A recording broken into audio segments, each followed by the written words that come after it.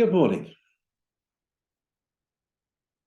On Wednesday, in the context of a solution-focused level 1 course, a participant on the course asked a really useful question. And it was useful because it allowed me to clarify something that obviously I had not been sufficiently clear about until then. The question that he asked was this: when we invite people to describe their perfect day, doesn't that risk leaving people with feelings of hopelessness when they realize just how far their current experience is from that perfect day which they've described? Now, this is a question that is not infrequently asked on training programs. And yet my experience, my clinical experience, suggests the opposite. The first important thing to say is that actually we're never asking people to describe their perfect day. When we invite people to describe the preferred future in detail, we're inviting them to describe their everyday life as transformed by the presence of their best hopes. They wake up in the same bed, in the same house, with the same people, living the same life. But what, of course, is different in their description is their experience of that living. Different feelings, different thoughts, and different behaviors, all in the context of the sameness, whereby, of course, the sameness is transformed. The bereaved client is still bereaved. The terminally ill client is still terminally ill. The unemployed client is still unemployed. Nothing has changed, and yet everything has changed. It's the client's daily lived experience. It's there, in that the difference is to be found, rather than the externals of the client's situation. And of course, that change is transformative. So, the day being described is not a perfect day. But what other explanation might we have for the fact that the preferred future description seems to invite hopefulness rather than despair? One of the things that we always do when inviting a preferred future description is to ask questions which translate the client's internal change experiences into the external manifestations of those experiences. If the client responds to our best hopes question saying that they would be happier and more confident, we might well ask how they would know that they were happier and more confident. What difference happier and more confident would make to their living? How happier and more confident would show themselves to the people around the client? We translate feeling state responses into their lived differences. It's, for example, not unusual for people to say, well, if I were happier and more confident, it would be easier to get out of bed. And if we ask what difference would that make, people tend to respond with a laugh that, of course, they would get up earlier.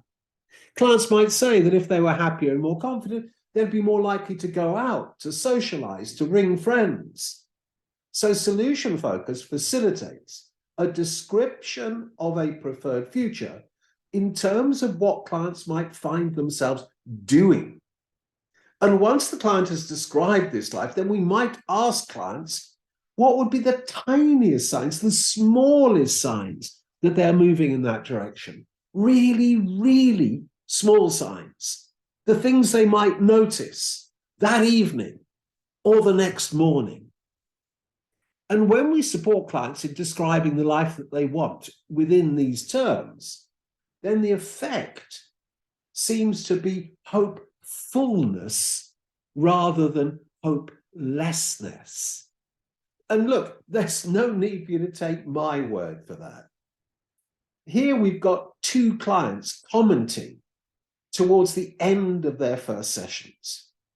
The first of these is a client of Chris Iveson's, and the work dates from Brief's very, very early solution-focused practice.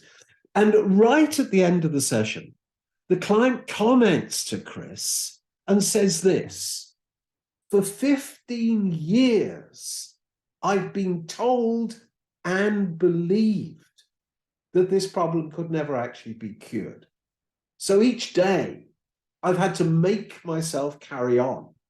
I've had to take each day as it comes. And sometimes, if it wasn't for the children, I would have given up.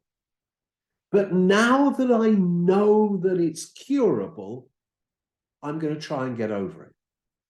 I don't know if I'll be strong enough to, but at least I'll have a go. Chris responds to that. Look, he's curious. And he responds to that and says, what has made the difference? How come after only one session, you can be so sure you can resolve things? And the client's answer is really, really interesting. She says, you've taken me bit by bit through a whole day. And with each of my answers, I've been asking myself, can you do that, Catherine? That's not her real name. Each time I've been able to say yes. So now I know that it's possible. I'm going to try. So inviting the client to describe her preferred future in small acts of living terms has allowed her to see that change is possible when previously she doubted it. And a client of mine, much more recently, effectively says the same thing. He says, towards the end of the first session, one thing that struck me, it's very tempting for someone on this side to frame everything very negatively, to talk about problems, what I can't do, what's wrong. Whereas what's been interesting is that this hour has been, what do you want? What would you like to achieve? And I like that it hasn't been focused on the problem. It's been more, what do you want? And it's made what I want seem not that far away. It's actually made what I want seem a lot closer, actually very reasonable goals that are attainable, rather than these mysterious goals that I perhaps was picturing them as. When you take concepts of happiness and contentment and just make them specific, which is what I think you did, or what I did, he says, I think that it makes you realize how attainable a lot of these goals are. So I think that I've realized that today. Part of what we spoke about, a good day, is not that far from my reach. I think I've realized that. And as my client says, when you take concepts of happiness and contentment and just make them specific, in other words, translate them into their external manifestations, which is what I think you did, or what I did, I think it makes you realize how attainable a lot of these goals are. And then he adds, good day is not that far from my reach. I think I've realized that.